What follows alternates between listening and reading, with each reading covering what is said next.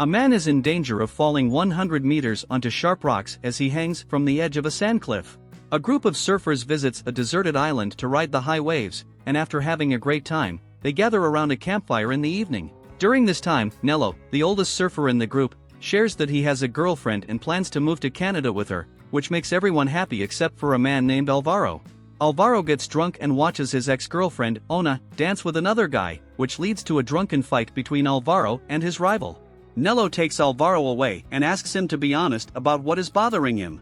Alvaro accuses Nello of ruining their plans to surf and look for girls together because Nello is now in love with his girlfriend and about to have a baby. Nello invites Alvaro to visit him in Canada occasionally, but Alvaro is not excited about the offer.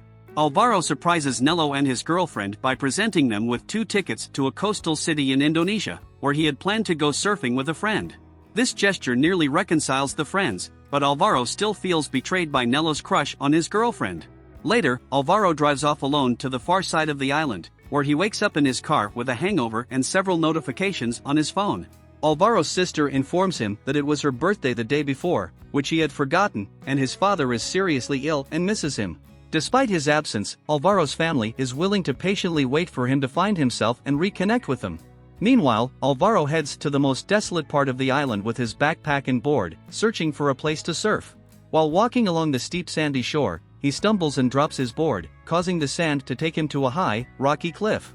Despite his best efforts, Alvaro can't climb back up the slope because the sand keeps falling. As he tries to reach his phone for help, he finds himself hanging over sharp rocks and shallow water, unable to move or save himself.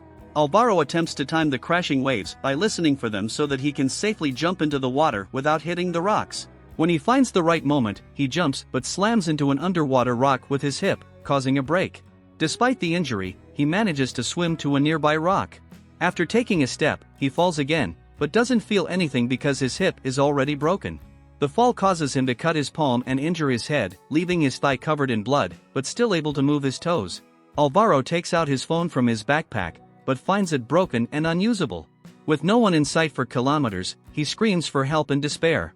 He wraps a t-shirt around his bleeding palm and decides to swim to shore, although it seems nearly impossible in his current condition. Overwhelmed by pain and exhaustion, Alvaro attempts to swim with one arm and leg but begins to cramp up due to internal bleeding. He screams in agony and goes underwater. He loses his will to live, exhales his breath, and slowly sinks to the bottom. He apologizes for his mistakes and mentally bids farewell to everyone. At this point, Alvaro experiences a hallucination where he is saved and brought to shore by Ona, who explains that the guy she danced with was just her gay friend.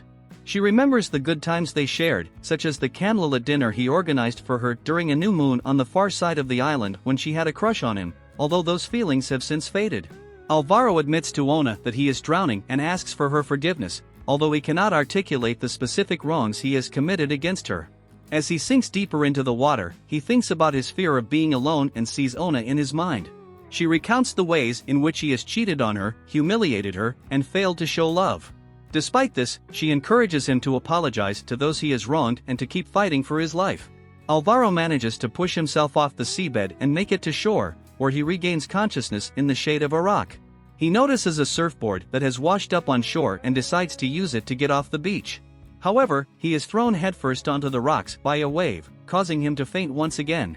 He wakes up to find himself frozen against a rock, holding onto his backpack. Despite being attacked by a seagull and being poked by a fishhook, he manages to crawl into the shadows.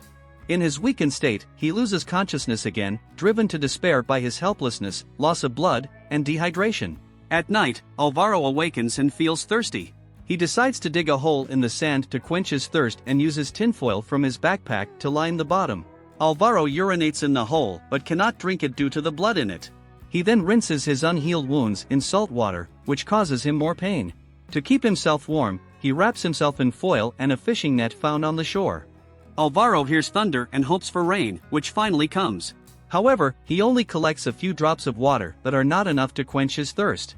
Throughout the night, Alvaro whispers to himself that he does not want to die. He encounters a seagull, but he drives it away with a stick and nails. Later, he discovers his phone ringing nearby and believes that it is working again. Alvaro takes a video call from his parents, tells them about his situation, and begs for help. However, his parents talk about trivial matters and do not realize that he is in trouble. Alvaro recognizes that it is a hallucination and cries, expressing his love for his parents. He then notices a surfboard wreck on the shore and tries to swim with all his might, thinking about his past life and friends. Despite his efforts, he remains helpless on the beach, repeating his desire to live. Alvaro tells the seagulls that he is still alive, and finally, he thinks of Ona, musters his will, and decides to swim away on a piece of the plank. Alvaro spots a boat with people on it somewhere ahead, but he cannot determine if it is real or not. Despite this, he thinks of Ona and swims towards it. However, he becomes weak and eventually drowns, losing all hope for salvation, and his final thoughts are of Ona. Suddenly, a boat passes over him, and a scuba diver jumps out, swims to him, and brings him to the surface. As he is being treated, a medallion slips from Alvaro's neck and falls to the bottom of the sea, marking the spot where a part of him remains forever. A helicopter arrives to take him to the hospital, where Nello, a friend who was also miraculously saved, visits him. Alvaro tells Nello that he was afraid to die, feeling guilty for those close to him, and wishes he had been able to be happy for Nello's crush.